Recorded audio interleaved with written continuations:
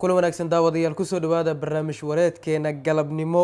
xubin kamid ah xubnihii ugu muhiimsanaa madax sare oo ka tirsan dagaalamayaasha al-shabaab oo duqeyl lagu dilay horjoogahan waxa uu kamid ahaa mid kamid ah kuwooda ugu saameynta badan magaciisa halka lagu dilay iyo ciidamada howlgalka fuliyeen ayaan muuqaalkan idin kula wadaagi doonaa waxaan sidoo kale qaybtan galab ku soo qaadan doonaa barnaamij wareedkeena maxaa ka jira in xildhibaanada waqooyi bari Soomaaliya lacagihii la siiyay ay ahayd lacaga fake ah oo ay ku soo dirteen madaxweynaha maamulka waqooyi bari Soomaaliya Cabdulqaadir oo Cali Firdhiye lacagtaasi oo baraha bulshada qabsatay saacadihii ugu dambeeyay dhamaanteedna la sheegay inay fake tahay ayaan idin wadaagi doonaa cadeynteeda iyo inay ahayd lacag sax ah inay lacag fake ahayd mid kamid ah xildhibaanadii lacagtaasi qaatay ayaan qaybtan ku soo gudbin doonaa waan idin kula wadaagi doonaa hadii rabbi kala noqdo labadaas qodob aan ku falanqeyn doonaa qaybtaani soo dhaweeya muuqaalka si shargareeya like saara halkan ku soo biira si aad u heshaan macluumaad iyo warar kale oo muhiim ah aan ku bilowdo xubin ka tirsan dagaalamayaasha al-shabaab kana mid ahaa madaxdii ugu sareysay dagaalamayaasha al-shabaab ayaa howlgal qorsheysan ugu dilay ciidamada hay'adda nabad sugidda iyo sirdoonka qaranka Soomaaliyeed ee NISA ayaa howlgal qorsheysan ay ka fuliyeen gobolka Hiiraan waxa ay ku dileen Xuseen Cabdullaahi Dalab oo loo garan ogaa looga yaqaanay magacaasi dhanka al-shabaab Amir ninkan waxa lagu dilay deegaanka Show oo ka tirsan gobolka Hiiraan ciidamada hay'adda nabad sugidda iyo sirdoonka qaranka Soomaaliyeed ee NISA ayaa howlgalkaasi fuliyay ugu dambeyntiina ninkaas waa laga takhalusay wuxuu ahaa xubin al-shabaab ka tirsan hogaamiye sare xubin al-shabaab ay ku tashan jirtay gobolka Hiiraan gaar ahaan deegaanka Show lagu magacaabo balse ciidamada hay'adda nabad sugidda iyo sirdoonka qaranka ayaa ugu dambeyntii soo afjaray halkaasina ka fuliyay howlgal qorsheysan oo duqeyn ah kuna guuleystay inay xubintaasi sare oo ninkan Xuseen Cabdullaahi Dalab lagu magacaabo inay halkaasi ay ku dilaan al-shabaab ilaa hadda uu rasmi ah kama soo bixin markan maxaa ka jira in xildhibaanada waqooyi bari Soomaaliya la siiyay lacaga fake ah lacagihii la siiyay ay ahaayeen kuwa aanan jirin guud ahaanba arintaas ayaa baraha bulshada qabsatay waxaana la sheegay in xubnaha ka socda xildhibaanada gobolada waqooyi ee Soomaaliyana lacagtii la siiyay ee fake ahayd xildhibaan Kilwa oo kamid ah xildhibaanada waqooyi bari Soomaaliya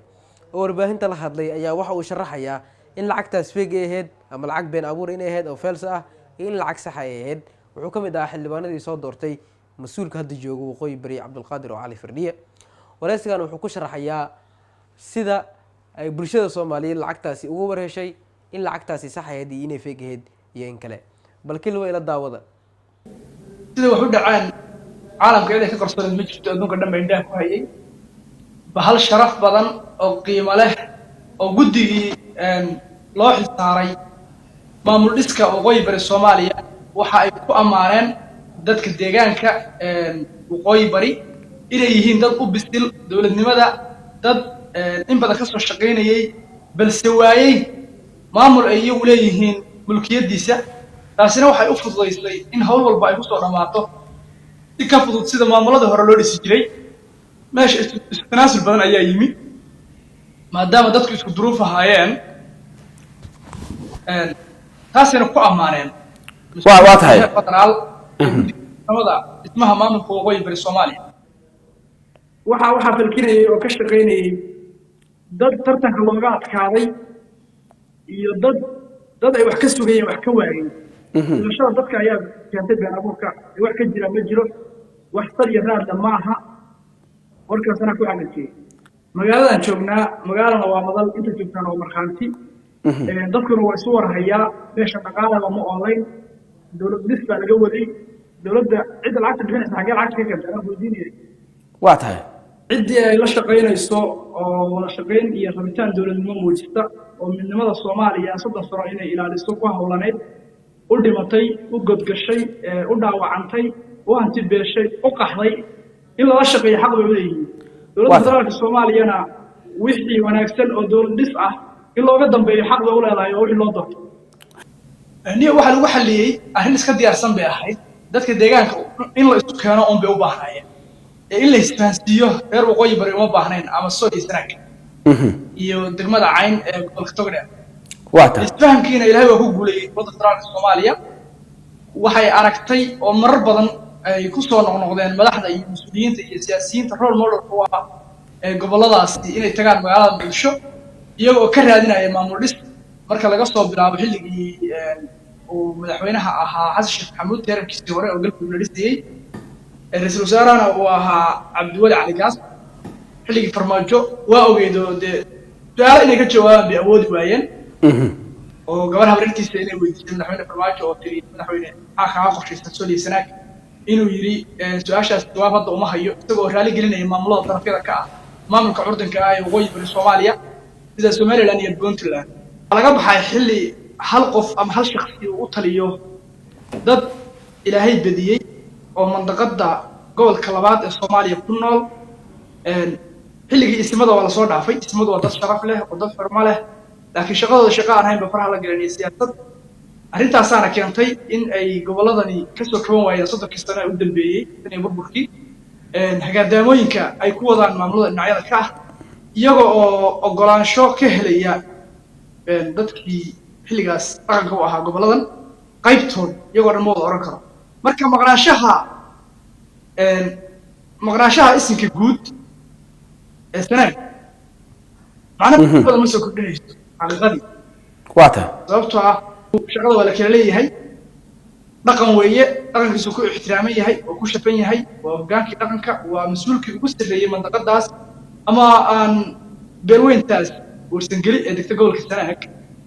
isinkoodii weeye waa saldana fac weyn qarni jirtay wax la dafiri karo maaha laakiin adduunku casri buu gaaray oo jiilka cusub xilligoodii ayaa la gaaray ayaan oran karnaa marka uu ku yahay shaqada uu hayo inuu wax diidano dee qof dadka ka mida weeye maadaama uu isagu diiday dadkii o dhan baa diiday maaha waa laga soo baxay xilligii casruljaahiliga waxay ka faa'iideen waxyaalo badan oo ay ka mid tahay in dhulkoodii maanta ay diyaaraduhu tegi karaan in dhulkoodii maanta dispute area usan ahayn oo hay-addii caawinaysa ama dadkaas waxa loogu talagalay ee Soomaali ula siman yihiin gargaar bini'aadantinimo ama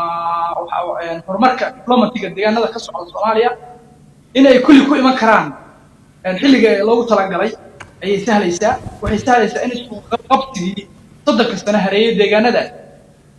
ay ka baxaan waxay kaloo u samaynaysaa dowladnimo iyagu leeyihiin oo masiirkooda iyo aayahooda iyo mustaqbalka ubadka dhallinyaradooda ka talinaya inay meel saartaan marka dhanka dhalinyarada loo fiiriyo dhalinyarada shaqo la'aan ayay ahayd magaalooyinka waaweyn ee puntland sida garowe iyo boosaaso iyo qofku iska xaadirin jiray hadda iyaga loo soo shaqo tegi doonaa laas qoray iyo laas canood ayaa loo soo shaqo tegi doonaa sida haddeerba isbuucyadii u dambeysay ay dadku buuminka uga dhigeen magaalooyinkaas laas canood iyo laas qoray laas qoray dhulkeeda qiimo badan buu yeeshay dadku waxay ku fakerayaan oo ku tartamayaan siday horumarka qayb uga qaadan lahaayeen oo berito aysan gorgortan uga gelin dhulka ay rabaan iyo meelaha ay rabaan inay ganacsi ka samaystaan maadaama ay tahay magaalo xeebeed waxay kaloo hagaagaya awal dhibaatooyinka deegaankan ay ku hayeen maamulada deriska laha waxay ahayd qofka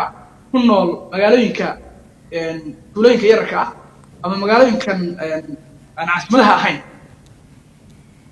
in ay ilmuhu goorta uu dugsi dhexe gaaro uu dugsi sare u raadsado boosaaso ama garowe goortuu jaamacad dhameeyo saas kale u raadsado hooyada xanuunsan ee gurigeeda ka soo kacda markay damacdo inay xamar aado way ku khasbaneyd inay garowe ama boosaaso tagto si ay diyaaradu hesho ilaa dhulkeedii garoon laga dhoofo ma leh dhakhtar fiican oo caafimaad ma jiro horumarkana warkiisa badaa mar baa jirta xitaa baasaboorka muqdisho loo doonan jiray marka waxaan qabaa in wax badan isbedelayaan dhanka waxbarashada caafimaadka arrimaha horumarinta deegaanka sumcad ahaan dee nin gurigiisa ka soo koco diyaaradda garoonkiisa taaga raacay ilmihiisina uu jaamacadda magaaladiisa ku taalla wax ka baranayo taas sababtoo ah dadku waa dad derisa oo dad walaala ah oo dad magaca Soomaaliyeed iyo hayb hooseba wadaaga laakiin Soomaaliya iyo caasimadda Soomaaliya iyo dowladda federaalka Soomaaliya maxaa ka doontay dee qofka kule inuu qof waalan yahay halkaas waa ka garanaysa waa tahay niyo dadka deegaanadan waqooyi bari ku nool waa dad saldana ka soo jeeda oo fac weyn oo maxaa la yidhahdaa dad xadaariyiina weeye dad si fudud dagaal lagu gelin karo ma aha dowladda federaalka Soomaaliya dhib kama wado deegaanada Puntland iyo maamulka waqooyi bari wayna ogyihiin wax kasta in lagu dhammayn karo wada hadal Puntland haddii ay wada hadal iyo tulnimo garan weydo waa la iska qabanayaa laakiin ma jirto dowladda federaalka Soomaaliya oo waqooyi bari ugu marna sheeganaysa inay ku qabatay ayna ku duusho walaalahooda dariska ee Puntland waxaas wax suurtagali kara maaha caqliyan iyo siyaasiyan iyo diiniyan iyo dhaqan Soomaaliyeed midna wax meel ka soo gala maaha halkaas saameyn kuma yeelan karto waqooyi bari xeebahooda garoomadooda xuduudahooda kulli waa wax sugan waaye waana la sugayaa xilliga ugu dhaqsaha badan baa laga shaqagelayaa horta golaha wasiirada xukuumadda fulinta lasoo dhiso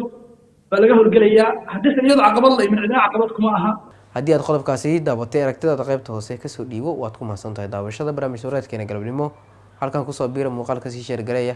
laagna saara si uu gaaro meel dheer mahadsanidin